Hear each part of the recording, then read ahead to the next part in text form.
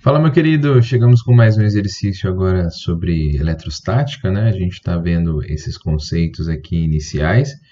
Eu espero que eu possa fazer você entender essa questão, que ela é bem literal, né? Não vamos desenvolver cálculos algum. A gente tem que entender a teoria para poder chegar numa possível resolução, né? Então, a ideia do exercício em si é que você possa montar aqui um caminho para responder as perguntas que estão sendo propostas para vocês. Então, a primeira questão aqui, a questão que a gente está resolvendo da Unicamp, e segunda fase que pergunta aí sobre velocidades de uma possível esfera negativa que é colocado num ponto. Tá bom, vamos à resolução dela. Então, e se você não está inscrito aqui, se inscreva no canal, nos ajude. Se também se você já está, nos dê um joinha nesse vídeo para nos continuarmos. Então ele fala que considerem um sistema de cargas de figura, a carga mais Q está fixa e a carga menos Q pode se mover somente sobre o eixo X. Então olha que beleza, né? Então você tem duas carguinhas aqui, vamos ver essas informações. Essas duas cargas estão fixas e essa terceira carga aqui, ela pode se mover por aqui. Maravilha. Solta-se a carga menos Q inicialmente em repouso, então essa informação aqui é importante. Inicialmente ele está parado, em repouso, vamos pegar de vermelhinho aqui, inicialmente em repouso, lá em X do ponto A, que é a situação que a gente está descrevendo para a gente. E aí o que acontece? Ele quer saber em que ponto a velocidade menos Q é máxima, né? Então, veja o seguinte, quando você solta essa situação, vamos tentar entender o que vai acontecer quando você solta essa carga. Entre essas três cargas vai existir uma interação. Eu vou colocar aqui só para você, eu não vou usar o tudo, só para você entender a direção certinho, para que eu possa fazer uma coisa bem adequada, né? Então, ó, veja. Como uma carga é positiva, entre elas duas existe aqui uma força de atração, porque uma carga é positiva, essa amarela, e essa azul é negativa. Então existe aqui de cara uma força elétrica entre os dois, entre as duas, né? Então, maravilha. Da mesma maneira, vai existir aqui uma força elétrica entre elas. Vamos desenhar aqui só para ficar bonitinho, a gente apaga aqui no meio, que daí a gente consegue fazer uma coisa legal de você enxergar. Então veja, ó, aqui você também vai ter uma força elétrica aqui agindo nesse sistema. Então é isso. Quando você, no movimento inicial aqui, né, quando começa a situação, essa carga começa a ter movimento, ele vai justamente andar como a resultante dessas duas forças elétricas que nós estamos descrevendo aqui. Não é? Então, veja, se eu tenho um vetor puxando para a diagonal aqui para noroeste e uma diagonal puxando para sudoeste, é esperado que se eu dividir esses dois vetores em componentes, é totalmente esperado que a gente encontre uma resultante para a esquerda. Veja se você concorda. Por que eu estou dizendo isso para você, que a força resultante vai vir para cá? Porque o que eu vou ter aqui, se eu pudesse decompor esse vetor, ele teria uma componente aqui, ó. Vamos puxar essas componentes para que você possa ver. Ela teria uma componente para cima, aqui. Essa componente eu poderia chamar de F elétrica Y, e ela teria uma componente aqui para a esquerda, certo? Então você teria essa componente para cá aqui também, que eu poderia chamar de F elétrica X, FELX. Tudo bem? Isso para o meu vetor que está sendo puxado pela essa parte de cima. Se eu fizer a mesma lógica aqui para a força de baixo, a gente vai encontrar exatamente a mesma condição. Então, vejam aqui, ó. Então, se você puxa ele para baixo, e você vai ter aqui essa força elétrica como duas para a esquerda aqui, né? Minha reguinha aqui, ela dá uma entortada, mas aqui o que eu quero te mostrar é que você novamente vai ter aqui agora uma força elétrica Y, e uma força elétrica X. Então, o que a gente pode falar sobre isso? Quando você puder montar, você vai ver que você pode cortar essa com essa e a resultante vai ser a soma dessas duas componentes.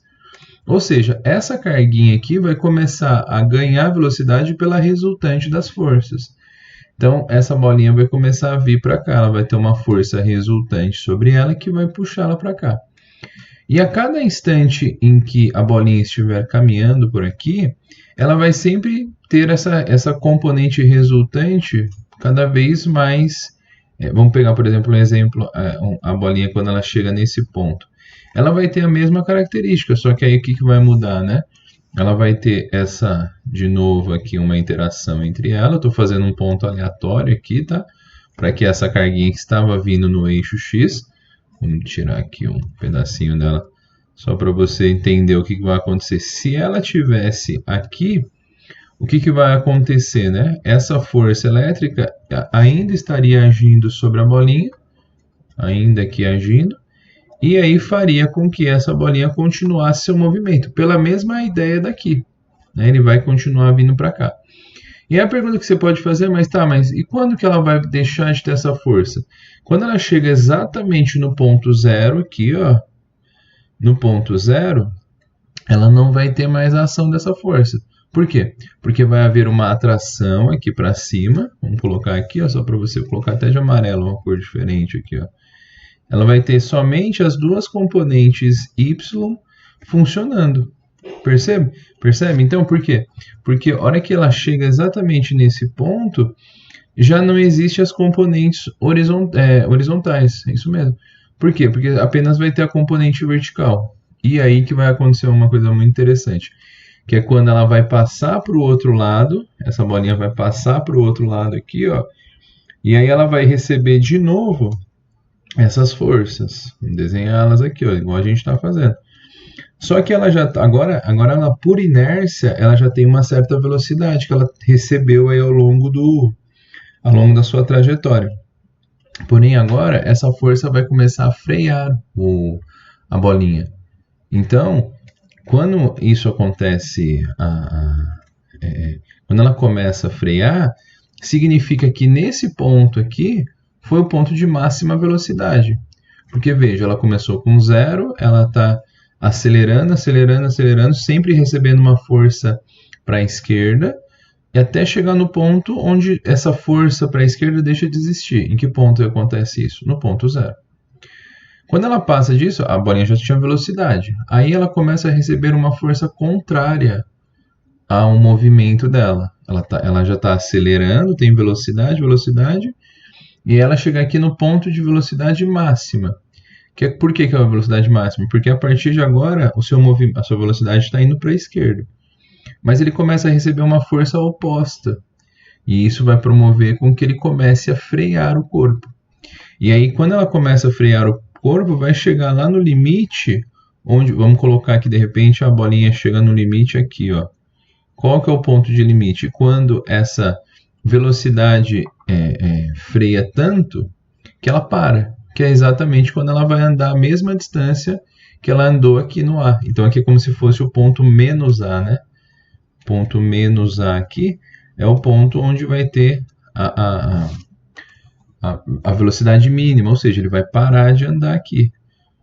Por quê? Não tem nenhuma força externa fazendo isso, então é totalmente esperado que se ele vai partir daqui com zero, acelerar, chegar na velocidade máxima aqui e começar a frear, ele vai freando, freando, freando até parar na mesma distância com que ele fez do ponto A até zero. Então ele vai andar a mesma distância, então ele vai chegar no menos A. E aí ele fica na mesma lógica aqui. E aí ele chega no ponto onde a velocidade dele é zero. Então isso é bastante lógico, acho que é uma questão bem diferente da Unicamp, né, que você se deparou aqui, mas que tem uma lógica bastante interessante, que ele fica, se você for ver, num oscilador harmônico, que ele fica com velocidade mínima, velocidade máxima e velocidade mínima. No caso, a velocidade mínima é zero. E ele fica oscilando por aqui. Portanto, a partir de toda essa essa lógica, a pergunta dele, que é o ponto no eixo x em que a velocidade é máxima no item A, que a carga do menos Q é máxima, é no ponto zero, no ponto x igual a zero. X igual a zero.